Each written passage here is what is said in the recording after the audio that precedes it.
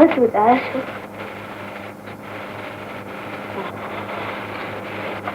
दौलत से तू प्यार करके देख लिया, अब हमको भी अपना कर देखो।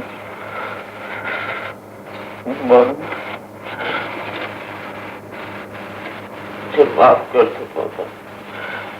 मैं बहुत खुदगर्ज और लालची हूँ। मैं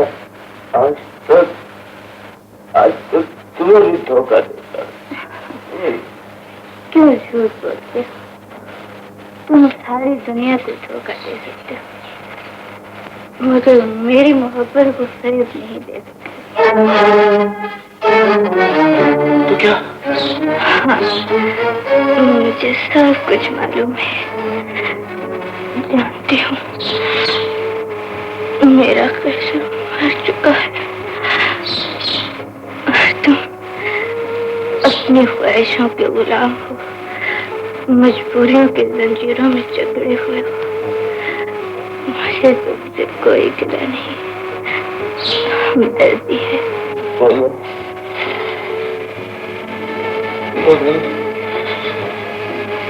गुलामी के ये दिन कब खत्म होंगे? मजबूरियों की ये जंजीरें कब टूटेंगी? कौन जानता है, अभी से हिम्मत हार बैठे। मुझे देखो, जो कब से साथ में चल रही हो,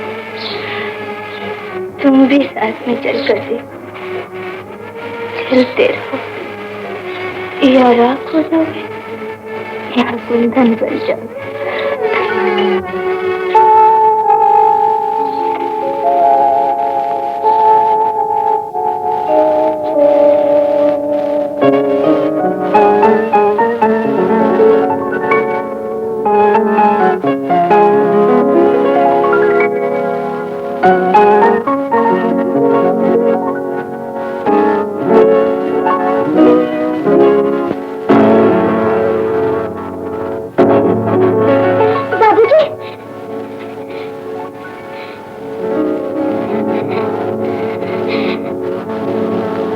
शराब है बाबूजी।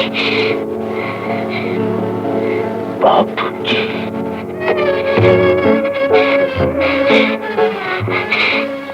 साजिद जी, तुम मेरे बेटे हो ना, या औरों की तरह तुम भी बदल गए हो? मैं तो नहीं बदला बाबूजी। तो फिर मुझे बाबूजी क्यों कहते हो? और क्या कहूँ बाबूजी? मुझे कारण क्या बेटा? मुझे खुद गरज जलील और लालची कहूँ, बाबूजी मत कहो। मुझे अब्बू कहो बेटा। एक बार अब्बू कहकर मेरे सीने से लग जा बेटा। जो आग मेरे सीने में भड़क रही है, शायद वो इस तरह ठंडी हो जाए, मेरी बेकरार रूह को सुकून दे जाए। मेरा बेटा।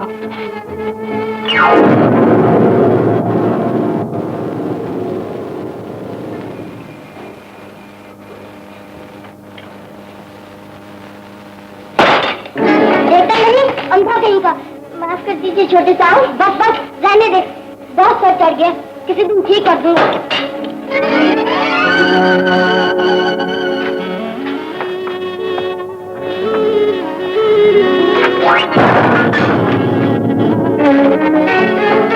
तोड़ दिया।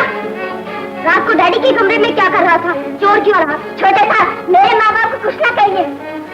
मुझे आंखें दिखाता है, न माँ का पता न बाप का, न जाने कहां से आ गया। छोटे साहब, निकल जाए यहाँ से, जाता है या एक आग लगाऊं?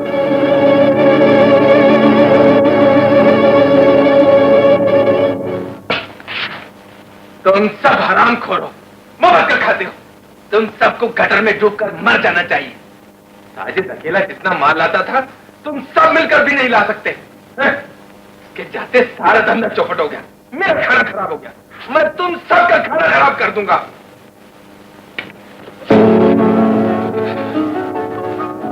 साजिद। दादा, दादा, दादा। अरे पंतु किधर चला गया था? ये तूने अपनी क्या हालत बना रखी है? गलत जगह पर चला गया था, जहाँ मुझे नहीं जाना चाहिए था। पंतु क्यों गया था? अब तो नहीं जाएगा ना? नहीं जाऊंगा दादा।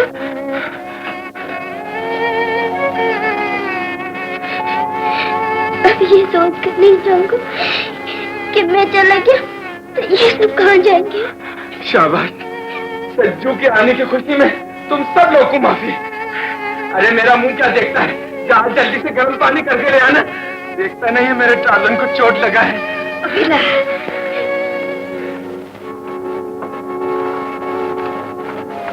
काजल, तेरी माँ नहीं मिली? जो मिला था वो भी खो गया। कौन मिला था? कोई नहीं। तुझे तो न जाने क्या हो गया है। पहले तेरी माँ कहाँ है? वो तो कब की मर गई। और बाप उससे पहले ही मर गया था, इसलिए तुझे सबर आ गया। मगर मेरे अबू और अम्मी तो जिंदा है। साजिद, मेरे जी बहुत घबराता है। एक तरकीब बताओ। बाबा जी के दरगाह पर जाकर दुआ मांगा कर। कितनी बार दुआ मांगी, मगर वो सुनता ही कब है। जब तक वो न सुने तू भी वहां से न हटना। कहना माँ को लिए बगैर नहीं जाऊंगा। कभी ना कभी तो उन्हें तेरे आंसू पर तरस आ ही जाए। मेरा नाम मंगू है बेटी। जी हाँ, मुझे साजिद ने आपके बारे में सब कुछ बता दिया है। मैं आपकी बहुत एहसान बना। एहसान? पर एहसान कैसा? आप बेहारा बच्चों को पढ़ा देते हैं, उन्हें अपने बच्चों की तरह पालते हैं।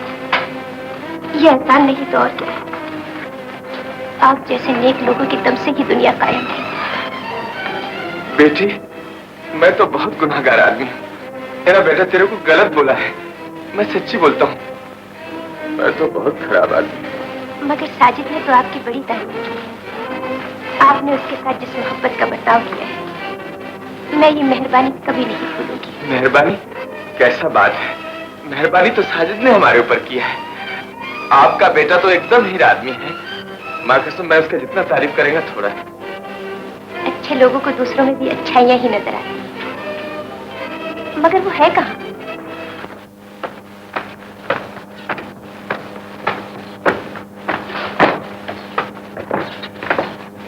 सलाम साहब। साजिद कहाँ है शरीफ? वो तो चला गया। चला गया? कहाँ? पता नहीं साहब। छोटे साहब ने उसको बल्ला मारा था तो उसका सर फट गया। क्या कहा?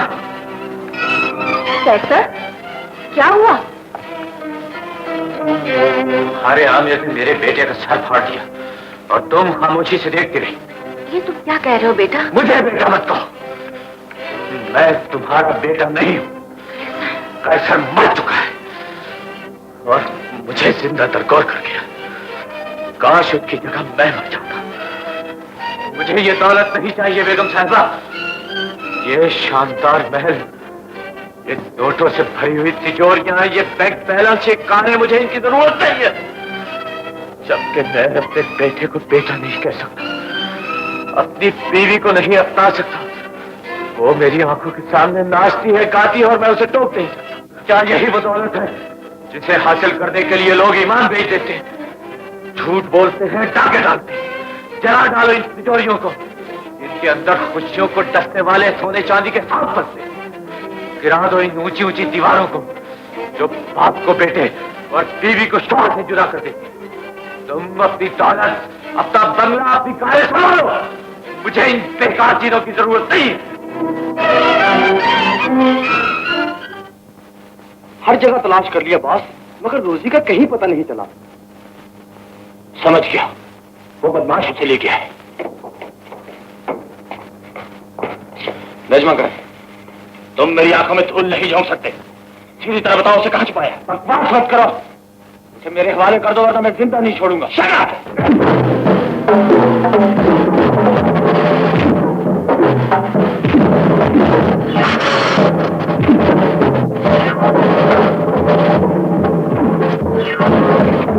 बताओ कहाँ है? बताओ बताओ बताओ बताओ। Hello hello police. ये खूनी और बहरूपिया है इंस्पेक्टर साहब। सेठ कैथर को कत्ल करके खुद सेठ बन बैठा है। मुझे तो आज ही ये रात मालूम हुआ है। जब मैंने पुलिस को इत्तला देने की धमकी दी तो इसने मुझे भी कत्ल करने की कोशिश की। ले चलो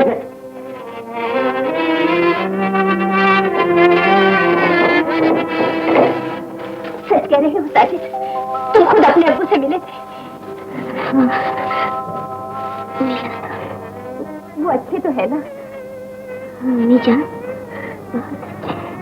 तो फिर मुझे भी उनके पास ले चलो। आपको? हाँ हाँ।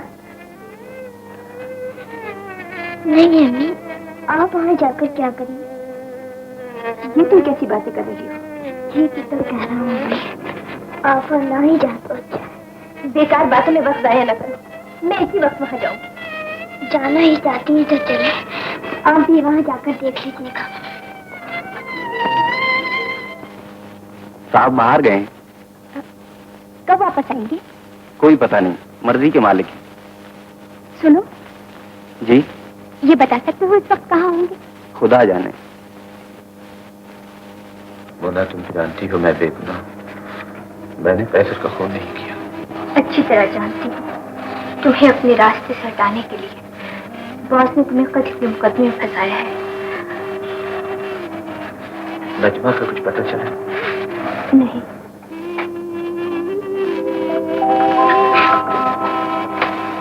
आखिर वो गई कहाँ?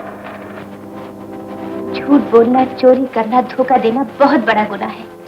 अल्लाह उन्हें ही पसंद करता है जो नेकी करते हैं, दूसरों के काम आते हैं, बड़ों की इज्जत और छोटों से मोहब्बत करते हैं। अल्लाह से डरना चाहिए, इसलिए कि ये दुनिया चंद रोजा है।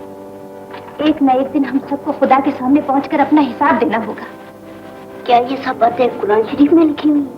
हाँ बेटी, कुरान शरीफ अल्लाह का कलाम है जिसमें अल्लाह ने अपने बंदों के लिए नेक हिदायतें लिखी। बेटी मेरे को माफ कर दे, खुदा के वास्ते मेरे को माफ कर दे। मैं सच्ची बोलता हूँ, मैं बहुत आदमी हूँ, मैं बहुत बुरा आदमी हूँ। ये क्या कह रही हैं आप? मैं तो तेरे को पहले भी बोला था, मैंने जिंदगी में कभी नेक काम नहीं किया, मगर जब से तुम इधर आया है हमारे वास्ते तो खुदा का रहमत लाया है। शर्मिंदा करती हैं पर तेरे को एक बात बोल बेटी, तू मेरे वास्ते भी दुआ, खुदा मेरे को मेरे गुनाह की माफी दे दे या मेरे को मौत दे दे। ये दुआओं में बहुत असर था, एक की दुआ में बहुत असर होता है, बहुत असर होता है।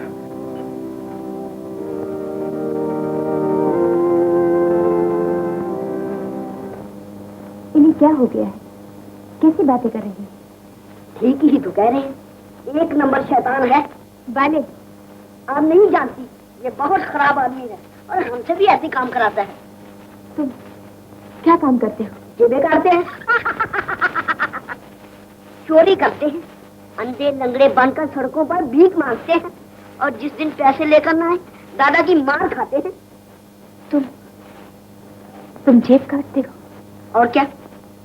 और साजिद? अरे वो तो हम सबका स्टार है।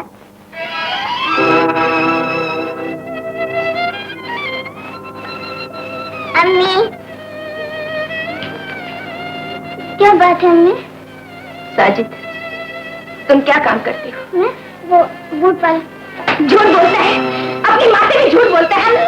अपनी गंदी जबान से मुझे माँ कहकर गुनाहगार न कर। ना आज से मैं तेरी माँ ना तू मेरा बेटा। ऐसा था क्या अम्मी? खूब माँ बाप का नाम रोशन कर रहा है। तुझे लोगों की जेबें काटते हुए शर्म नहीं आती? मुझे मालूम नहीं था तू मुझे भी इतने दिन से हराम की कमाई खिला रहा है, इसलिए कहता था कि अम्मी मैं आपको कमा कर खिलाऊंगा। बस मैं आज से यहाँ नहीं रहूंगी। अम्मी खुदा के लिए रुक जाइए, मेरी बात तो सुन लीजिए। और क्या सुनाएगा? पहले ही बदनसीबियां और गम क्या कम थे, जो तूने एक नया दाग और दे दिया। किस्मत के साथ तू भी बदल गया है साजिद, तू भी बदल गया है।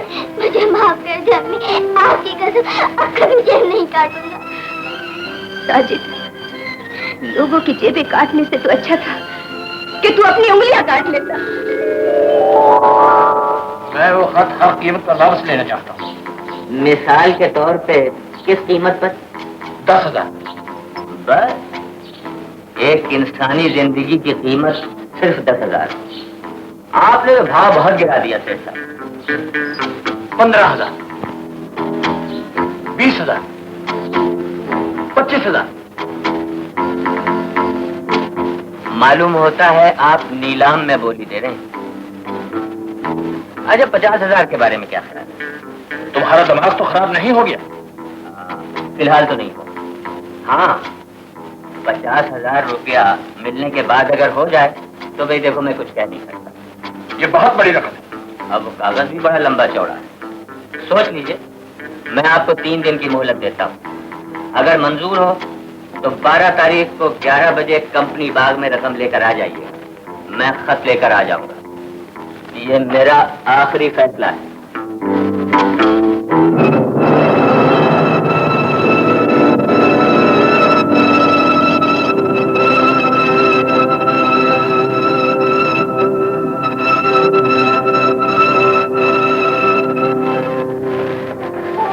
मुझे आपके गम का अंदाजा है बेगम साहिबा, मगर यकीन कीजिए वो बेगुनाह है।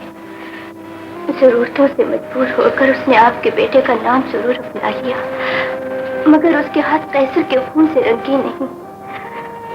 तकदीर ने कैसर को हमसे छीन लिया। मगर क्या आप ये पसंद करेंगे कि एक बीवी से उसका शौहर और एक मासूम बच्चे से उसका बाप छिन जाए? अगर नासिर को फांसी के तख्ते पर चढ़ा दिया गया तो इससे आपका बेटा और मेरा कैसर कभी वापस नहीं आ सकेगा। बोलिए बेगम साहिबा, जवाब दीजिए, क्या आप नासिर को बचाने के लिए कुछ नहीं करेंगे? अगर अब भी आप उसे कसूरवार समझते हैं तो फिर आपको इख्तियार है कि खामोश तमाशाई बनकर उसकी बर्बादी का तमाशा देखते रहे।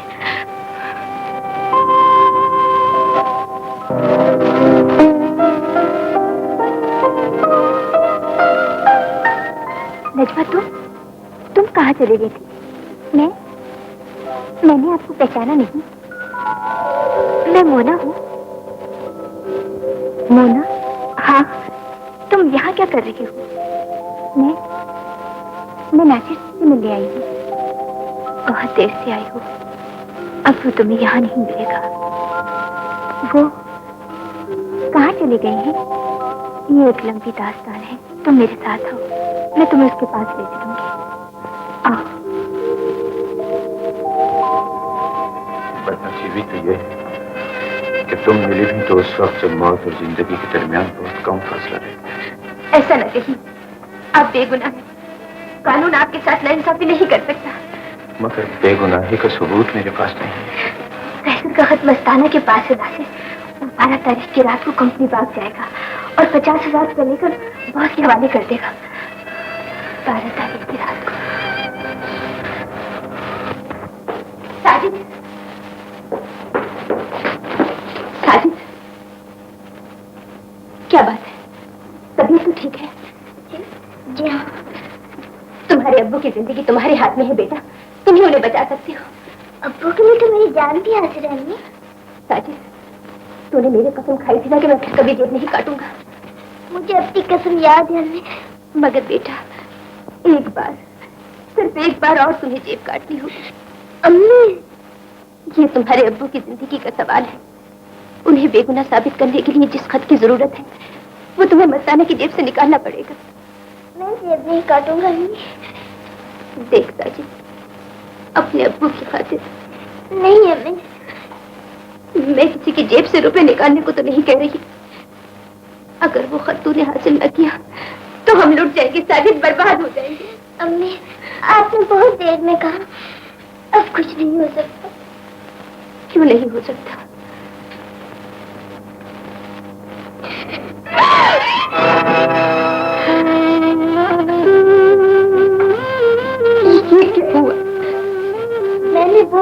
काटिए जिन्होंने आपका दिल दुखाया था। साजिद, तूने क्या किया मेरे लाल? अब क्या होगा? तेरे अब्बू को कौन बचाएगा?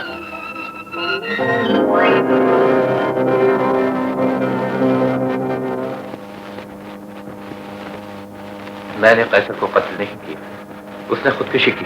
तुम्हारे पास इसका क्या सबूत है? इसका सबूत वो खत है जो कैसर ने खुदकुशी करने से पहले लिखा था। कहाँ है वो खत? वो खत स्टार क्लब के मालिक मिस्टर डिसोजा ने मुझसे ले लिया था। जनाब आली, मैं स्टार क्लब की डांसर मिस मोना और क्लब के मालिक मिस्टर डिसोजा को गवाहों के तौर पर पेश करने की इजाजत चाहता हूँ। मुझे कोई एतराज नहीं जनाब आली।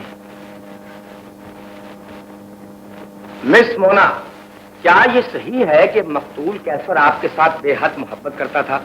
जी हाँ। और उसने ये भी कहा था कि वो आपके बगैर जिंदा नहीं रहेगा? जी हाँ। वो आपसे शादी करने पर आमादा भी हो गया था?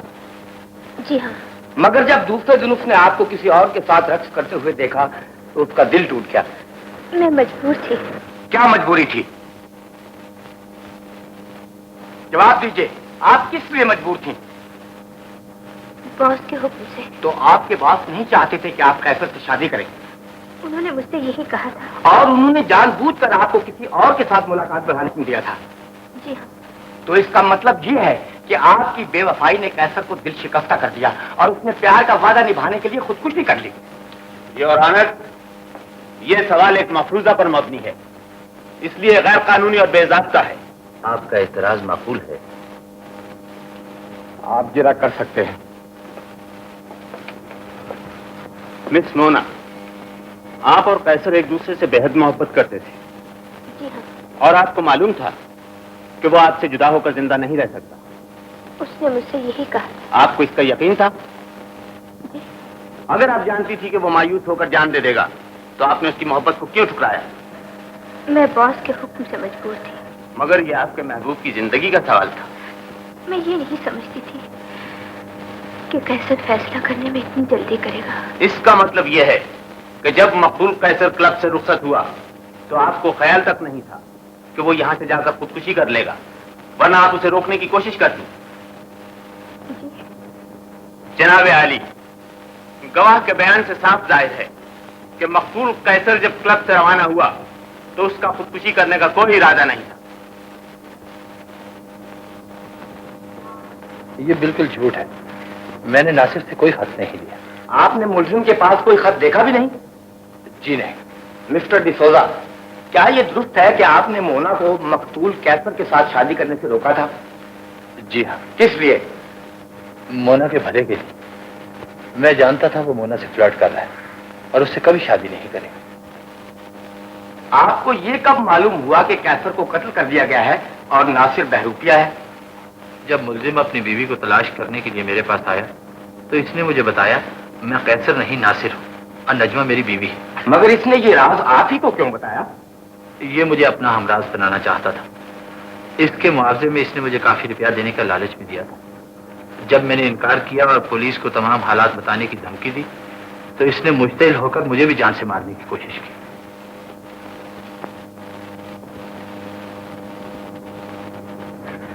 मुकदमा की समाअत कल 10 बजे तक मुलतवी की जाती है।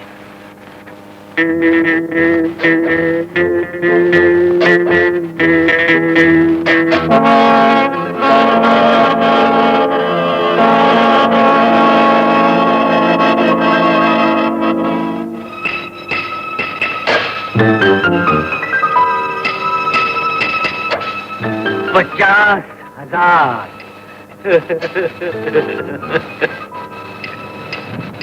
मगर इतना रुपया मैं रखूंगा? अल्लाह मालिक है।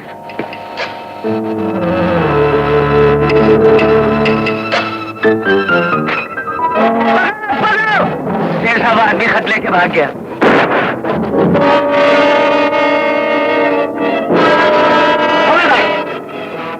पिस्तौल फेंक दो, गिरफ्तार कर लो। तुम कहाँ जा रहे हो? घर। पकड़ो मार, इसे भी हथकड़ी लगा लो। मैंने कुछ नहीं किया, गोली इसने चला दिया।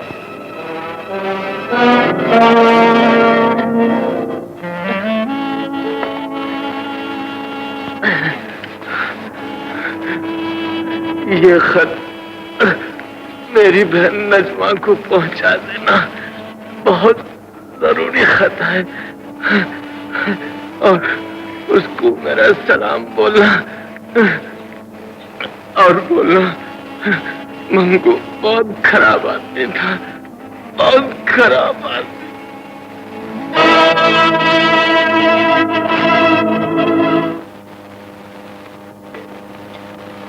गवाहों के बयानात और वाकयात की रोशनी में ये बात वाज़ेह हो चुकी है कि मुल्जिम नासिर ने कैसर हुसैन का कत्ल नहीं किया, बल्कि उसने खुदकुशी की थी।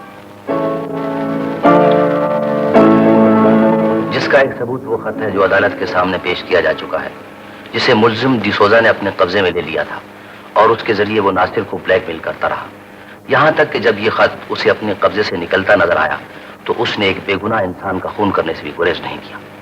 सेठ साहब, आप तो गए। मुल्जिम डिसोजा ने इस ड्रामा में बहुत नुमाया पार्ट प्ले किया है, बल्कि देखा जाए तो वही मुल्जिम नासिर को फरेब और जालसाजी पे उकसाता रहा है। लिहाजा अदालत मुल्जिम नासिर को कैसर हुसैन के कत्ल के इल्जाम से बरी करती है। चलिए सेठ जी, सरकारी मेहमान खाना आपका इंतजार कर रहा है। बकवास मत करो। ले जा भाई, बंद करो। देखिए सेठ जी, मेरी शटअप तो 2-4 महीने में खुल जाएगी। आपका काम मुझे कुछ लंबा ही नजर आ रहा है।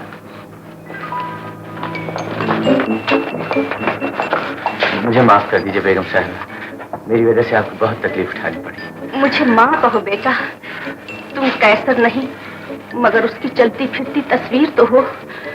मेरा बेटा तो अब वापस नहीं आ सकता, मगर मैं तुम्हें देखकर अपने गमज़दा दिल को तसल्ली दे लिया करूंगी। तुम मेरे साथ घर चलो बेटा। आपकी मेहरबानी का बहुत बहुत शुक्रिया। मैं अब अपने घर जाकर अपनी खोई हुई जन्नत में रहना चाहता हूँ। मेरा घर भी तो तुम्हारा ही घर है बेटा, मुझे छोड़ कर ना जाओ। आओ बेटी, मेरे घर में एक बहू की कमी थी जो आज पूरी हो गई। आओ।